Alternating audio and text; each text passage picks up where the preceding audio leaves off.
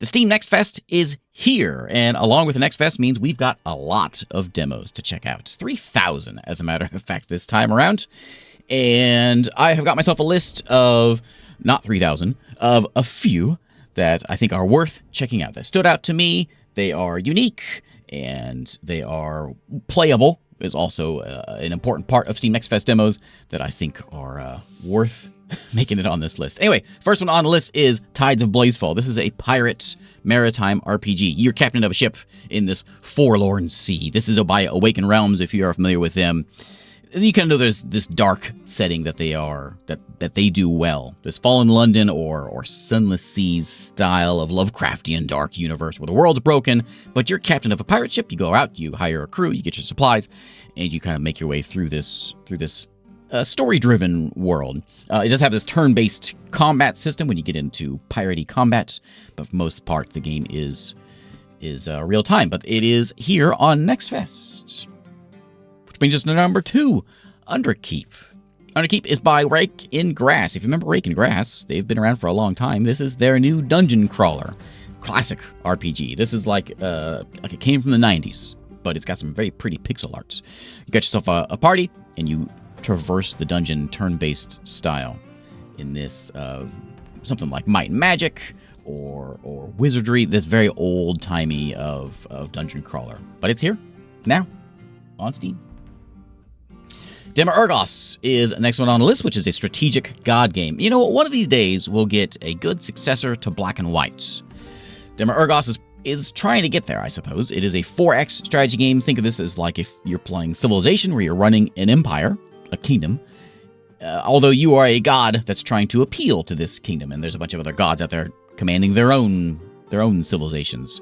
And by raising, you can raise the land, you can throw down meteors, you can try to sway the will of your villagers to make them go out and build new towns, go to war, and it's all here. For the most part, it's a good chunky demo here on Steam, and there it is, Demiurgos. By the way, I've got videos on, if I don't have a video on these, I'll probably have a video soon on all these. I'll have a link down below, and you can check out my video on this. Of course, you can just go to the Steam page and play the demo, because they're all out for free.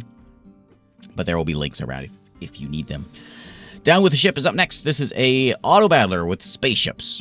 You begin with a tiny little ship, but slowly but surely you add on pieces, new weapon systems, and accessories that go with those weapon systems to power them, which then link to other systems. And so you're trying to build this spaceship that will work well in an auto-battler as it goes from point to point, against ship to ship, in this spaceship battling game by Ironacre Games and published by Proxy Studios. King of the Dwarves, underground city builder, building an epic kingdom inside a mountain.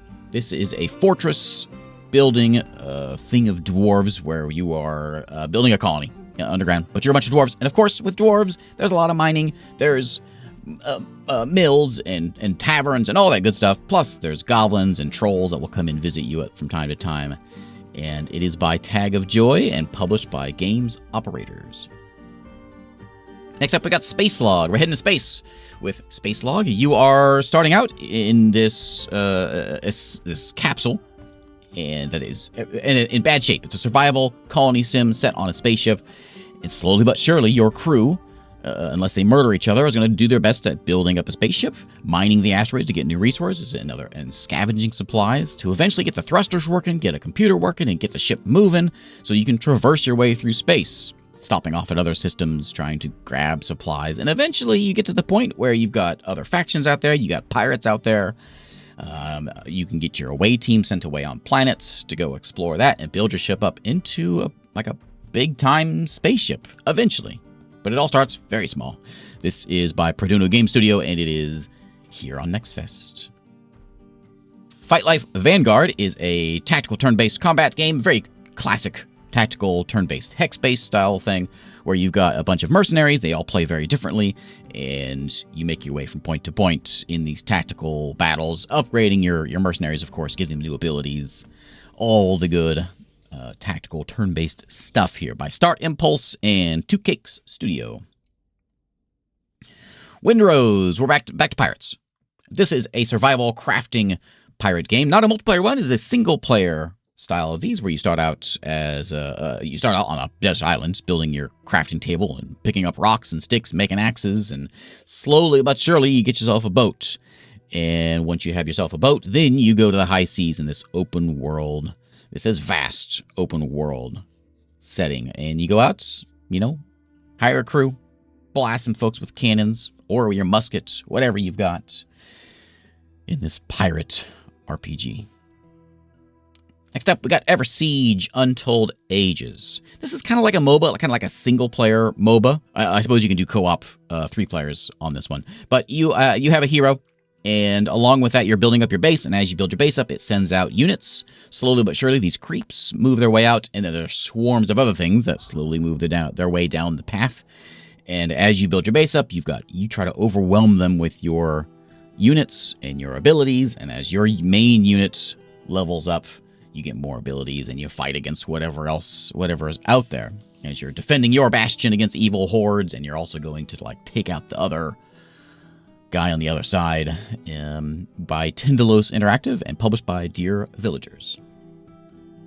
Wild West Pioneers. This is a colony sim. Colony sim in the Old West, as it says, by Empire Craft Studios and Toplets Productions. Sit down, put your saloon down, in your farms, and build yourself a Wild West town in this gridless settlement builder. Delverium, explore, build, farm, craft, survival sandbox. Start on the open world, build yourself a town, build yourself a whole community, I suppose, and eventually you can dive down underground and fight monsters and craft or mine resources to build up on your at your base. This new demo has up to 8 players now, so you can do a full multiplayer thing in this demo. This is by Sagestone Games, and it's here. Now, next fest.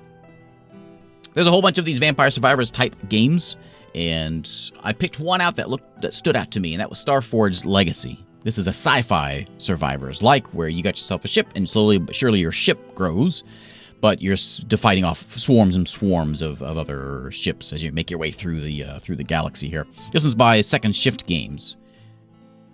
Enter the Chronosphere. This has been around for a long time, but it's still not out. It is still in demo form, and every time I look at this game, it has developed a little bit further. What a unique roguelike.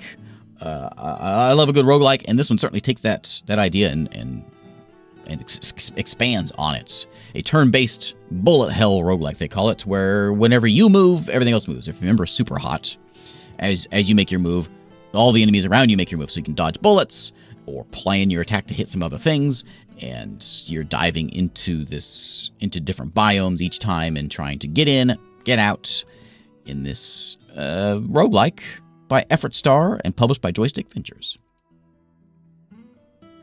Battlestar Galactica, Scattered Hopes.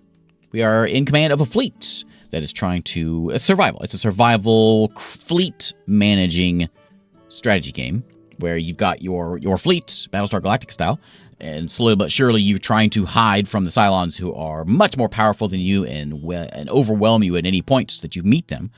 But you've got a little bit of time between those missions to build up your fleet, try to fix your wounds from last time, and strengthen yourself in the hopes of getting to the Battlestar Galactica, I think, is the ultimate thing. But slowly but surely you manage your fleet between those battles. When the battles happen, though, that's the most interesting part, because they're 1 to 2 minutes, but there's a lot going on in those 2 minutes as you're doing your best to just survive until the timer goes down so that you can warp out. Instead of just killing everything, you're just trying to survive. Interesting idea. Starvester. Again, we've got a lot of these incremental games that are in this next fest this year, and I just picked this one out because this one stood out to me. This is a sci-fi or a space style of incremental game where you start out with a little factory mining a planet, and slowly but surely you mine the moon, and then you go to the other planets, and then you go asteroid belts, and you eventually end up mining the whole solar system. And it's an incremental game, so you know what you're getting into. But it's a fun one by Symphono 4. Wardrum is, again, a turn-based tactical roguelike, but it's kind of blending a little bit of turn-based stuff with the real time, and you'll see what I mean in seconds. This is by Mopeful Games and published by Team 17, where you go from point to point like a roguelike, and it looks like a turn-based tactical roguelike. However, it's got this like timed attack thing in there, and so it's not as casual, or what's the word? It's not as calm as a turn-based style tactical game. With these timed attacks, it's a much more active thing. So I guess they're trying to blend that real time with turn-based tactics on this one. And it's here so you can try it and see if it works. Dungeons and Warbands. This is clearly inspired by Battle Brothers by Omer Turk. You go around the world, hire up your warband, get some quests, and venture out. And then when you go into combat, you go into this turn-based tactical thing. However, it has added on some things that Battle Brothers doesn't have, and that is when you go into dungeons, it plays out almost like a CRPG, where you traverse the dungeon with your party. And then when you're done with that, you collect your loot, level up your folks, and then head it back out into the open world from town to town, buying and trading and finding new people. It is here on Next Fest, and I'm always up for another Battle Brothers-like game. Runeomicon. This one is a tower defense by TLR Games and Joystick Ventures. You got yourself a tower. Swarms are coming at your tower. What do? Well, you summon the Goddess of Death, of course, and unleash eldritch horrors to fend off the villagers. So you're drawing runes, and this is summoning all kinds of dark magic that is pushing the villagers back that are trying to take out your tower. Interesting idea. And I'm always up. If someone wants to come take out my tower and I can summon dark magic, put me in there. Battleplan is next up, a historical World War II real-time strategy game. Unlike Sudden Strike, which is much more zoomed down on each individual battle, each individual troop, this one is way further zoomed out, and you are managing each battalion. In fact, there's a lot of customization here where you can select what troops or what units are in each battalion. And you, from the top-down view, you're pushing these battalions around by drawing lines, literally drawing lines on the map. And then each day they try to do their orders by holding the line or advancing or encircling. And it's a pretty neat idea of the sort of zoomed-out perspective and war game by Foolish Mortals Games and Slytherin. Townsfolk is up next, a survival strategy settlement builder. You're out in the frontier. You start out with just your small little hut in the frontier, and then eventually you build up new houses and mines and farms and try to manage your town in what looks like a turn-based game, but it's not. And with each tick, you are collecting resources or creating production and trying to build a town. But there's things out there. There's bears and bandits and whatever else that is trying to destroy your town as you are trying to build up and not starve to death and all that. By Short Circuit Studios, published by Snapbreak. The Dreamlands Cyclopean 2. So yeah, we're going back in time again with this old-timey party-based RPG. Just like what we saw before with Underkeep. Same thing, looked even older. By Schmidt Workshops in this Lovecraft setting. And that's actually what's going on. You hire your party and you head into the dungeon. You go from town to town, get supplies, head into the dungeon in this very old school style of party-based RPG. Here comes the swarm. You are stuck in the infested world of Allura. This is an RTS with a pause button. What you're doing is you're building yourself a town, but there's monsters out there. There's bugs out there. And every once in a while, the bugs swarm. And it's your job to keep those swarms at bay by putting up walls and towers and fending these things off. There's a lot of customization that you can do where you can select what kind of defenses you want, what kind of powers you want. But you've got relentless swarms coming in, and your job is to fight them back in this RTS by Cable Hook Games. Kriegsspiel, 7 Years' War. Set in the 7 Years' War is a real-time war game. You're commanding armies, just like Battleplan that we saw before, but just set in the 7 Years' War, where you are moving your battalions around and doing your best to, communications is an issue on this one, where you've got to get messengers sent back and forth to try to make sure that everyone gets your commands and they follow your commands as you are on this zoomed-out, big-scale war game set during the 7 Years' War. King's Downfall. Build your settlements, defend it from invasions.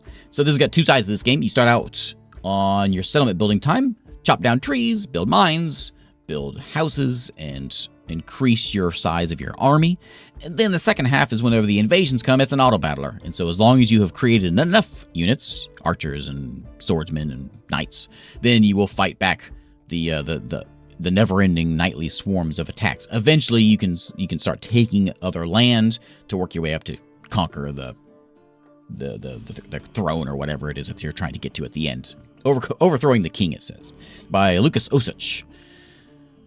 Of Grit and Graves is up next, a turn-based strategy RPG, turn-based tactical style of thing. Hire yourself a party, D&D style with paladins and rogues and all that stuff. However, when you go into the dungeons, turn-based roguelike style, the combat plays out like Hero's Quest, if you're familiar with Hero Quest, where you roll, instead of like rolling a d20 and hoping that you get the higher number, you roll a set of dice, like 4 dice, and however many of those come up as a hit, that's how much damage you do, and then you got to roll a defense dice.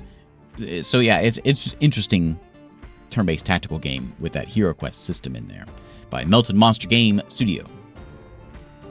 Lootbane is a minimalist RPG of risk and reward. So you're traversing the map, the level, and you get 3 choices every time. Every point along the way, you get 3 choices. Do you just collect some experience? Do you just collect some gold? Or do you dive into a dungeon and hack and slash in this auto-battler, trying to collect new loot, new gear? And gear is everything. As you get more gear on your character, of course, you get better at fighting. You can do more dungeons, and you're sort of making this choice every time. It's very simple, especially in the very beginning. It's very simple, but it's one of those games that's very addictive, and you keep on playing it because it's a lot of fun as you descend into further dungeons, eventually collecting up some followers that will join you along the way. But this is by Milo Panta here on Steam Next Fest.